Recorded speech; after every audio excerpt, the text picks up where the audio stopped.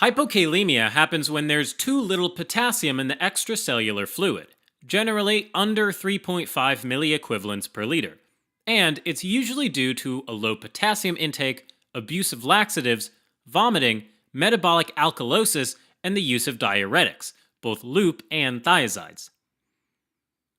Hypokalemia can be asymptomatic, or it can cause symptoms like palpitations or smooth muscle weakness leading to an ileus, which can cause nausea and vomiting.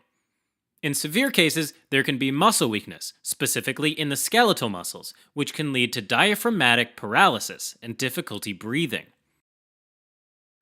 Whenever potassium levels are below 3.5 milliequivalents per liter, the first thing to do is an EKG.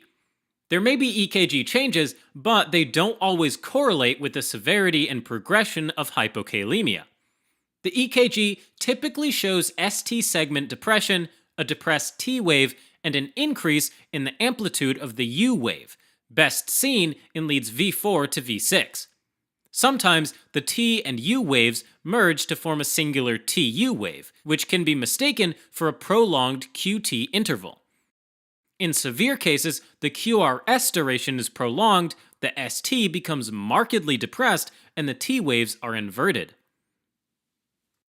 Common causes of hypokalemia are diarrhea, vomiting, or diuretic use. But if these aren't the cause, then urinary potassium is assessed in order to see if hypokalemia is being caused by renal losses. The best way to do that is to measure the 24-hour urine potassium. But because that takes a full day, in an urgent setting, a spot urine potassium to creatinine ratio can be obtained instead. Next, an ABG is done to assess acid-base status. In metabolic acidosis, it would show a pH below 7.35 and a bicarbonate, or HCO3 level, below 22 milliequivalents per liter. If metabolic acidosis is associated with a low urine potassium to creatinine ratio, then the cause may be gastrointestinal, like with laxative abuse. If metabolic acidosis is associated with a high urine potassium to creatinine ratio, then the cause may be diabetic ketoacidosis or type 1 or 2 renal tubular acidosis. Now, if the pH is above 7.45 and the bicarbonate is above 27 milliequivalents per liter, then it's metabolic alkalosis. If metabolic alkalosis is associated with a low urine potassium to creatinine ratio, then this might be due to vomiting. If metabolic alkalosis is associated with a high urine potassium to creatinine ratio and the individual is normotensive, then it can be caused by diuretic use, like furosemide, or two rare renal syndromes, Bartter and Gittleman syndromes. If the individual is hypertensive, then the underlying cause may be primary hyperaldosteronism or a renovascular disease like renal artery stenosis. To put it differently, if the ratio is above 14 milliequivalents per gram creatinine, then the hypokalemia is likely due to the kidney not being able to retain enough potassium. If the ratio is less than 13 milliequivalents per gram creatinine, then hypokalemia is due to something else, like gastrointestinal losses. Now, in addition, when there's hypokalemia, the serum magnesium levels should be checked.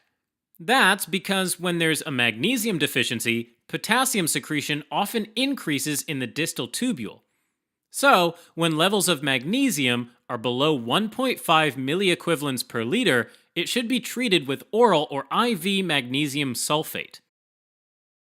Now, when potassium is 3 to 3.4 milliequivalents per liter, then this is considered mild to moderate hypokalemia. If the cause was vomiting and it's associated with metabolic alkalosis, then treatment is oral potassium chloride. If hypokalemia was caused by laxative abuse and there's metabolic acidosis, then oral potassium bicarbonate is given instead. Treatment with potassium chloride or potassium bicarbonate is 10 to 20 milliequivalents of potassium given 2 to 4 times per day. If hypokalemia is due to renal causes, then in addition to oral potassium, a potassium-sparing diuretic, like amiloride, is given as well. If the individual doesn't tolerate oral potassium, then IV potassium chloride can be given.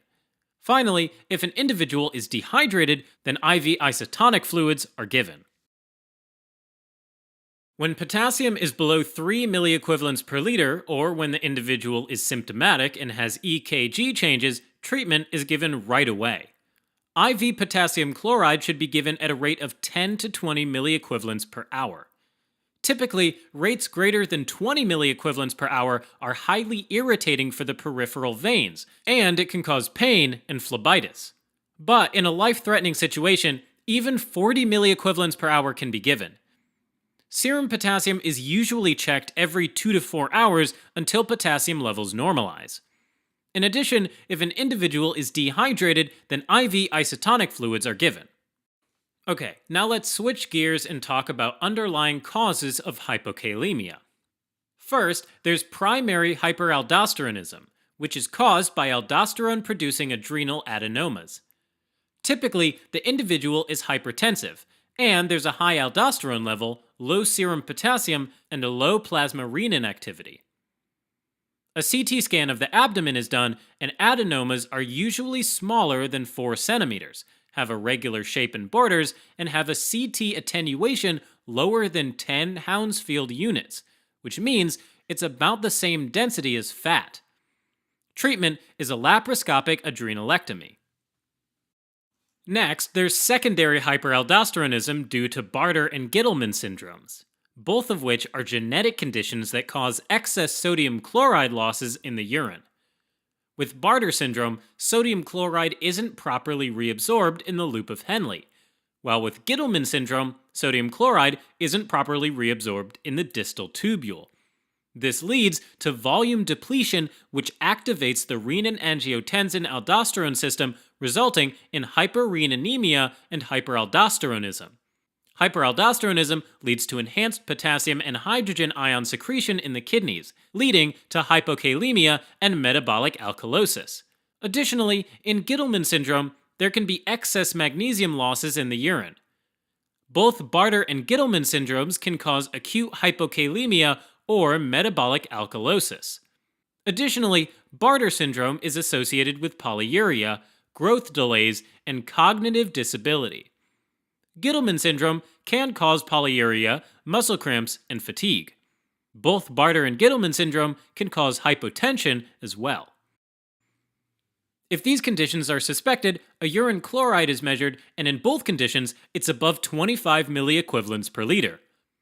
After that, genetic testing can be done to identify both conditions. Okay, now to differentiate Bartter from Gittleman, urinary calcium is measured, and with Bartter syndrome, this is normal, or even high, because calcium reabsorption in the loop of Henle requires normal sodium chloride reabsorption. However, with Gittleman, urinary calcium is low. Treatment of both Bartter and Gittleman relies on potassium-sparing diuretics and supplementation with potassium chloride and magnesium. Finally, there's hypokalemic periodic paralysis, which is a genetic disorder which appears in late childhood or adolescence. Individuals present episodes of generalized muscle weakness that can also affect respiratory muscles and can be triggered by vigorous exercise, stress, or even a high-carbohydrate meal. Episodes can last up to a few weeks, and usually the serum potassium is around 2.4 milliequivalents per liter. During an episode, once hypokalemia has been confirmed, oral potassium chloride is given. Between episodes, prophylactic treatment with a carbonic anhydrase inhibitor like dichlorphenamide can be given. Alright, as a quick recap, hypokalemia is a serum potassium below 3.5 milliequivalents per liter. It can be asymptomatic or cause symptoms like palpitations or muscle weakness. An EKG is done next.